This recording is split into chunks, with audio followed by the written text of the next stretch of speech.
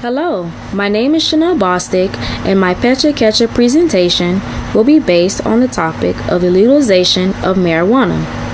First, I will discuss what marijuana is, some of the opposing views, and why we should consider the legalization of the herb, and also its benefits. Marijuana refers to the dried leaves, flowers, stems, and seeds from the hemp plant, Cannabis sativa. The plant contains the mind-altering chemical THC and other related compounds. Marijuana has negatively been labeled as a gateway drug to more extreme or addictive drugs. Critics condemn the legalization of marijuana and opposes its financial gains. U.S. Attorney Jeff Sessions is fiercely against the legalization of marijuana and states there are only crime and societal ills associated with the legalization, and the increased marijuana use will only burden us. There is also concern it will cost more to repeal laws and change policies because the convenience of marijuana production is less complex. Opposing sides will further argue it's difficult to control its circulation in the black market, and there is no way to limit unauthorized selling. The final opposing side comes from the government administration not favoring the legalization of marijuana because it's a drug that can be abused and there needs to be laws and policies in place. Once marijuana is legal, there will be an increase in crimes and should be met with harsh prison sentences. Hence, in 1986, the Anti-Drug Abuse Act was passed. $50 billion has been spent on the war on drugs. The stance on the legalization of marijuana has arguably been the most controversial.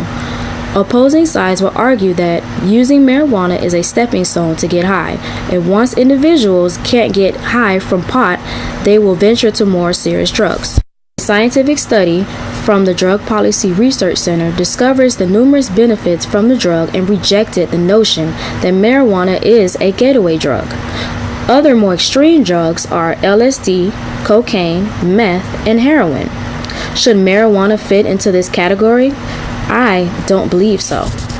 The benefits of marijuana outweigh the risk, and the harsh penalties imposed on those who grow, use, and sell marijuana are disproportionate to its unfavorable effects. The legalization of marijuana will save the government billions of dollars and will help boost the economy, has medical uses, and can be used as a tool to adjust the budgets for the drug administration. The legalization of marijuana can provide a financial impact on the economy. Marijuana can be taxed in 3 different ways: payroll tax, federal business tax, and sales tax.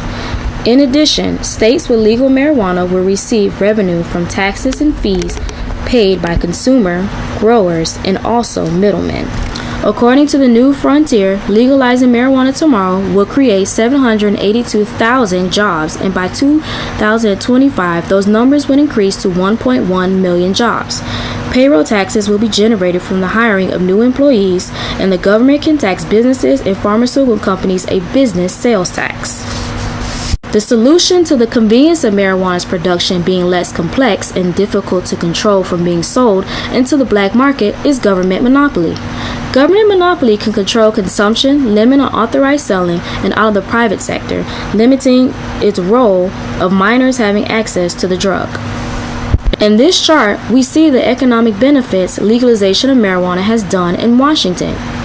Washington has generated $580 million in revenue from medical and retail marijuana, tax and fee collections, which proves legalization will provide economic benefits to the economy. Pharmaceutical companies have no choice but to acknowledge medicine from cannabinoids, and marijuana can treat illnesses and other conditions. To date, there are no cases of marijuana overdoses, but there is data the legalization of marijuana can lead to decreased opioid use and overdosal deaths. Here are some of the health benefits of marijuana. It reduces various pain problems, muscle relaxation, nausea relaxation, increased appetite, and helps to relieve PMS. Currently, there are 2 FDA-approved medications that contain cannabinoids, chemicals in a pill form to treat certain conditions. One is a pill used to treat nausea caused by chemotherapy, and the other pill is used to increase appetite in patients' extreme weight loss caused by AIDS. There is new research being conducted that shows cannabis oil created from marijuana has shown positive effects in treating Alzheimer's. As I mentioned earlier, in 1986, Congress passed the Anti-Drug Abuse Act, which was a law of the war on drugs. This states that any drug-related crime would receive harsh penalties and mandatory sentences. The purpose of jail is to rehabilitate offenders, but unfortunately, it has created a revolving door of repeated offenders. The budgets of the Drug Enforcement Administration are being poorly executed and spent unwisely. From 1937 to 1947, the United States spent $220 billion on the war on drugs. Out of the $200 billion, $9 billion was spent solely on marijuana. Something seems fishy that even though the United States is the largest consumer of drugs, there is still refusal to develop proven demand reduction strategies. In this chart, you will see 52% of all drug arrests were from marijuana. Mostly of all those offenders were people who only carried small amounts of weed. A study of legalization of marijuana in Colorado showed decreased crime in 3 major areas: robbery, homicide, and sexual assault. Wouldn't it make more sense to, instead of harsh prisons, to have a penalty and small fines, create treatment centers, and offer educational programs?